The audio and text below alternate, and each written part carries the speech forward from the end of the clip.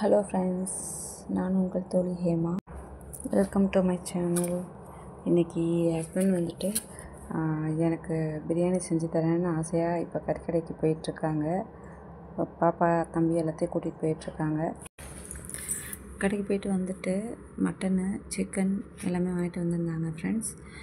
Mutton வந்து பிரியாணிக்கு, chicken வந்து 65க்கும் கிரேவிக்கும் நான் எல்லாமே ரெடி பண்ணி வச்சுருந்தேன். வெங்காயம் தக்காளி எல்லாம் கட் பண்ணி ரெடி பண்ணி வச்சுருந்தேன் கிரேவிக்கு எல்லாமே. இவங்க சிக்கன் க்ளீன் பண்ணிவிட்டு லாலிபாப் மாதிரியே செஞ்சு கொடுத்துட்டாங்க. தம்மு போட்டுருவோமா? கம கம கமான வாசமாக இருக்குங்க சத்தியமாக. சின்னலாம் வாட அடிக்க மாட்டேன். அடிக்கும். செம்ம சூப்பராக பிரியாணி ரெடி பண்ணிட்டாரு ஃப்ரெண்ட்ஸ். தம் போட போகிறாங்க. பண்ணிவிட்டு தம் போடுற ஸ்டேஜுக்கு வந்தாச்சு. நெக்ஸ்ட்டு இது கிரேவிக்கு நான் தான் பண்ணணும். இது 65க்கு பரட்டி வச்சாச்சு. தம் போட்டு வச்சிட்டாரு. கிரேவி சைடில் கொதிச்சிட்ருக்கு. நெக்ஸ்ட்டு கிரேவியும் ரெடி பண்ணியாச்சு. கிரேவி வந்து கொதிச்சிட்டு அம்மா உடச்சி விட்ருமா?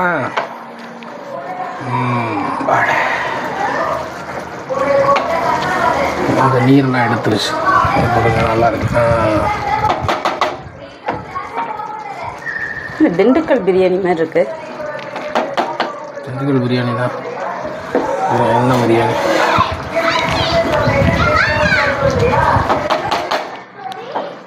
அப்படி உடச்சிட்டு க்ளோஸ் பண்ணி விட்டோம்னா கூட கேக்காடு இருக்கும். எல்லா இடத்துலையும் தம்மு உடையாமல் இருக்கும்.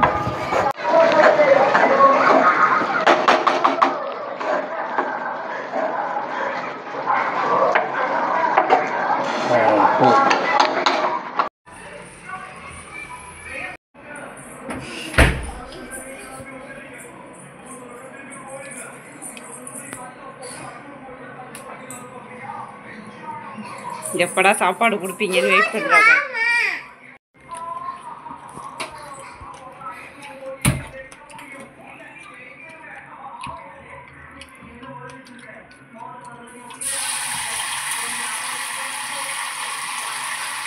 சாப்பிட மாட்டோம்,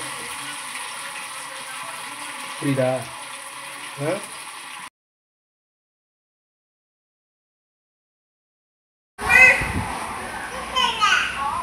பிக்க தெரியலையா? பிப்பமா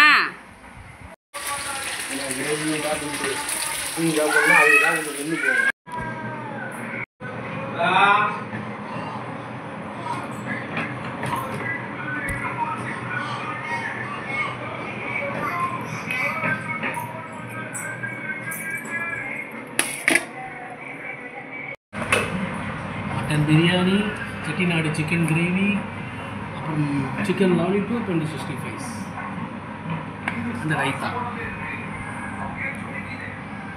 ஓகேவா? Mutton biryani, Chettinad chicken gravy,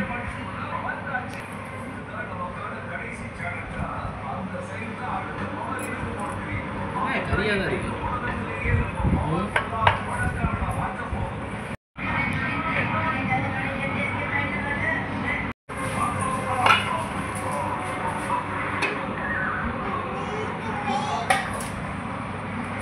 ஹோட்டல்கார் சாப்பிட்டு சொல்கிறேன் உங்கள் பிரியாணி எவ்வளோ டேஸ்ட்டாக இருக்குன்ட்டு. ஆமாம், பார்க்கட்ட நல்லா தான் இருக்குது. பசங்க சாப்பிட்டுச்சுல்ல, செம்ம டேஸ்ட்டாக இருக்கும் போல். டேஸ்ட்டாக இருந்தால் தான் அதுக்குள்ளே போல சாப்பிடும்.